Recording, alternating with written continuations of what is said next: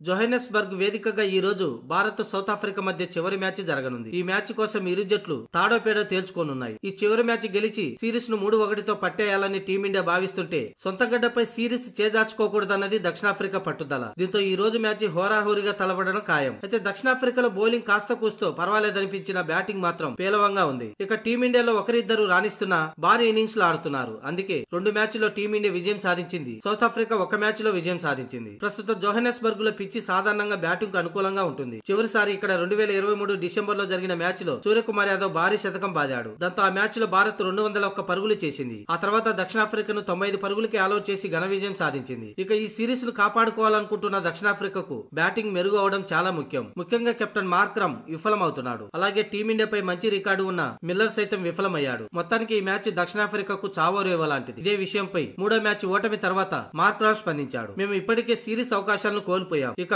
సమం కోసమైన చివరి మ్యాచ్ లో పోరాడతామని 3వ మ్యాచ్ ఓటమి అనంతరం మార్క్రమ్ పేర్కొన్నాడు. మా బ్యాటింగ్ వైఫల్యమే ఓటమికి కారణం. 4వ మ్యాచ్ లో సిరీస్ ను కోల్పోకుండా గెలిచేందుకు అన్ని విధాలుగా ప్రయత్నాలు చేస్తామని మార్క్రమ్ అన్నాడు. 3వ మ్యాచ్ లో మిడిల్ ఆర్డర్, లోయర్ ఆర్డర్ గొప్పగా ఆడారు. కానీ టాప్ ఆర్డర్ విఫలమైంది. అయితే జోహెనెస్బర్గ్ వేదికగా 4వ మ్యాచ్ లో ఈ లోపాన్ని సరిచేసుకుంటామని మార్క్రమ్ తెలిపాడు.